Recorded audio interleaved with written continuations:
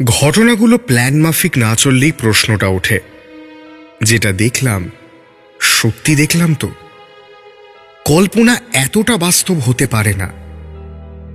এই সবের মধ্যেই হাঁটি হাঁটি পা পা করে আসে ভয়। মাঝে মাঝে ভয়কে সরিয়ে দিয়ে আসে সোজা সাপটা মন খারাপ আর যন্ত্রণা। তখন মনে হয় যেটা এতদিন চাইছিলাম সেটা না পেলেই বোধহয় ভালো হতো। ট্রুথ অর স্কেয়ারের সব এক্সপিরিয়েন্স ভয়েরই থেকেছে আজ পর্যন্ত। তবে আজকের এপিসোড একটু মন খারাপের। নাম ট্রেনের কামরা। এই এক্সপিরিয়েন্স পাঠিয়েছেন শুভ্র ব্যানার্জি হরিদেবপুর থেকে। বাকিটা তার জবানিতেই। কালীপুজোর ছুটিতে শতাব্দী এক্সপ্রেসে শিলিগুড়ি যাচ্ছি। কদিন বন্ধুর বাড়িতে কাটিয়ে দার্জিলিং আর কালিম্পং ঘোরাটাই আসল মোটিভ। শতাব্দী ট্রেনটা মালদা টাউন অবধি দুর্দান্ত যায়, আর তারপর থেকেই লেট করতে শুরু করে। এবারও সেই নিয়মের ব্যতিক্রম হলো না। প্রায় 20 মিনিট বিফোর টাইমে মালদা পৌঁছে গেল ট্রেনটা। আমি প্ল্যাটফর্মে ঘোরাফেরা করছিলাম। আমার সহযাত্রী ভদ্রলোকও নেমে পড়েছেন। তিনি হাওড়া থেকেই একটা কালো সানগ্লাস পরে রয়েছেন। প্ল্যাটফর্মে নেমে তার মুখোমুখি হতেই তিনি হাসলেন, বললেন, আমাদের চ্যালেঞ্জ কিন্তু এরপর থেকে শুরু হবে। আমিও হেসে বললাম, স্যার আমি ভুক্তভোগী। এই ট্রেনের পাল্লায় পড়ে আমি রাত 3টেতেও শিলিগুড়ি নেমেছি। মালদা টাউনে 2 কাপ চা আর 2 প্যাকেট চিপস খাওয়াতে আমাদের আলাপ আরও পোক্ত হলো।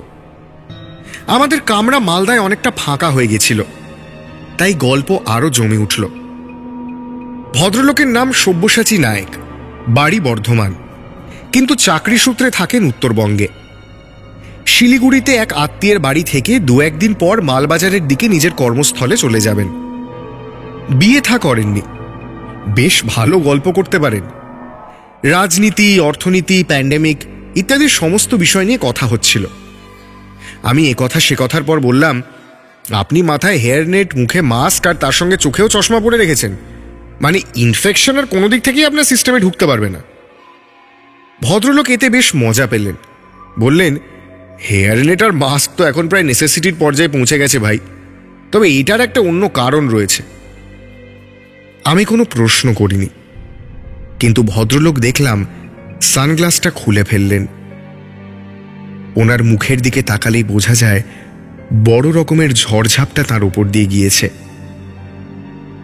ডান পাশের ঝুলপি বরাবর একটা লম্বা দাগ, আর চোখ দুটো যেন কোটরে বসা, যেন আই সকেটগুলো বেরিয়ে এসেছে আর চোখগুলো বসে গিয়েছে। আমি একটু ইতস্তত করেই জিজ্ঞেস করলাম, আপনার কি কোনো অ্যাক্সিডেন্ট? মিস্টার নায়েক বললেন, হ্যাঁ তা হয়েছিল, বোর না করলে বলতে পারি। আমি তো গল্প শুনতে এক পায়ে খাড়া। ভদ্রলোক বললেন যে ওনার উত্তর বাংলায় চাকরি নিয়ে আসা, উত্তর বাংলায় ঘোরা, পুরোটাই প্রাক্তন প্রেমিকার জন্য। প্রাক্তনের জন্য এতটা? আমার প্রশ্নটা যেন টের পেয়েই মিস্টার নায়েক বললেন, ছাড়াছাড়ি হওয়ার জন্য প্রাক্তন নয়, অন্য কারণ আছে। ভাবছি কি কারণ হতে পারে। এমন সময় ভদ্রলোক নিজেই বললেন, আমার প্রেমিকা অপর্ণা নর্থ বেঙ্গলের ভক্ত ছিল। কলকাতাতে বড় হলেও সে সবসময় চাইতো নর্থ বেঙ্গলে সেটেল করবে। আমিও সেই মতো এখানেই কাজ নিলাম। কাজটা ভালোভাবে করার ফলে দ্রুত উন্নতিও করলাম। কিন্তু একদিন রোড অ্যাক্সিডেন্টে অপর্ণা আমাদের ছেড়ে চলে যায়। ব্রেকআপ হয় পার্মানেন্টলি। এই কথাটা শুনে আমি চুপ করে গেলাম। সত্যিই মর্মান্তিক। কিছু বলার আগেই মিস্টার নায়েক বললেন, মন খারাপ করবেন না, মন খারাপ করে তো আর কিছু করতে পারবো না। তবে আমার মনে হতো অপর্ণা আমার সঙ্গেই রয়েছে, আর চোখের এই অবস্থাটা ওরই হয়তো দান। আমি কিছু বলার আগেই উনি বললেন, জানেন ও চলে যাওয়ার পর আমি শান্ত হয়ে বসে থাকতে পারতাম না। মনে হতো চারপাশে আগুন জ্বালিয়ে দিই, কিন্তু সেটা তো আর। নিজেকে শান্ত করতে আমি বাইক নিয়ে কোথায় কোথায় ঘুরে বেরিয়েছি। রাতের বেলায় গরু মারাতে হাতিকে রাস্তা বেরোতে দেখেছি। একদিন এরকমই উদ্দেশ্যহীনভাবে বাইক চালাচ্ছি। ডেস্টিনেশনের কোনো ঠিক নেই। মনটা বেজায় বিক্ষিপ্ত হয়ে রয়েছে। আমি জোরেই বাইক চালাচ্ছিলাম, রাস্তায় আলো ছিল না।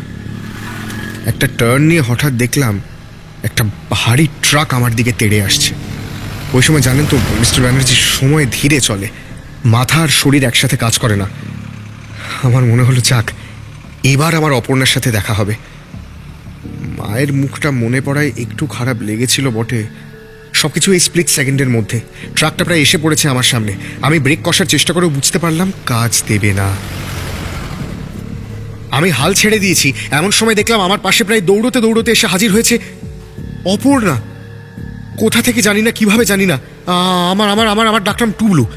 অপর্ণা এসে দেখলাম এক ঝটকায় আমার জামার কলার ধরে শুধু বলল, এখনো তোর সময় হয়নি টুবলু, বলে আমায় শটান চলন্ত বাইক থেকে তুলে রাস্তার পাশে ছুঁড়ে ফেলে দিল। জাস্ট তুলে ছুঁড়ে ফেলে দেওয়া যাকে বলে।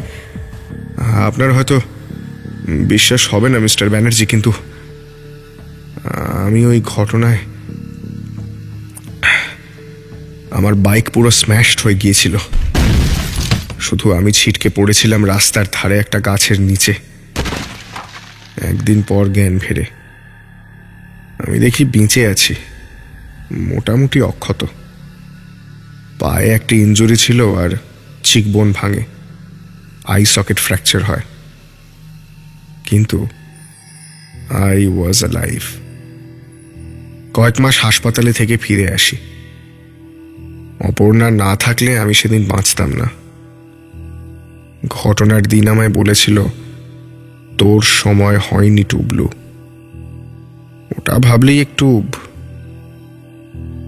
কদিন পর যে ওকে দেখব। ব্যাপারটা কি জানেন তো মিস্টার ব্যানার্জি, আমি তারপর থেকেই রাস্তাঘাটে চলাফেরা করতে আরো সাবধানী হয়ে গেছি। এখন আমি ওরকম বেপরোয়াভাবে গাড়ি চালাই না। কোন রকম র্যাশ চিন্তাভাবনা হলেই এই চোখ অপর্ণার কথা বড্ড মনে পড়ে। ভয়ও লাগে, আমার ভালো লাগে যে ও আমার কথা এখনো মনে রেখেছে। ওপারে গিয়েও আমি চুপ করে রইলাম। অপর্ণার ওই লাফ দিয়ে এসে তাকে বাঁচানোর কথা ভাবলেই গায়ে কাঁটা দিচ্ছিল, আর বুকটা মুচড়ে উঠছিল মিস্টার নায়কের মনের কথা শুনে। ভদ্রলোক এখন সামলে চলেন ওই পুরনো প্রেমের প্রতি সম্মান দেখিয়েই। মুখ দেখে মনে হয় তিনি ওই ক্ষতস্থান এখনো বেশ ভালোবাসেন, টান এখনো অগ্রাহ্য করতে পারেন না। সেলুলয়েডের প্রেম কাহিনী তো এদের কাছেও হার মানে। এখানে বাস্তবের মধ্যে মন খারাপের মিশেল বেশি। প্রেমের একটা স্মৃতি থেকেই যায়, এখানে তো অপর প্রান্তে গিয়েও সেই দাগটা রয়েছে। প্রেম এভাবে এলে মন ভালোর থেকে মন খারাপই বেশি করে। স্মৃতিতে আরেকটা লেয়ার যোগ হয়। অনেকের কাছে মৃত কারোর ফিরে আসাটা চূড়ান্ত ভয়ের, আবার কারোর কাছে ব্যাপারটা সত্যি। কারোর কাছে স্কেয়ার হলে অন্যের কাছে ট্রুথ। আর ট্রুথ আর স্কেয়ারের পরের এপিসোড নিয়ে আবার ফিরব খুব শিগগিরই।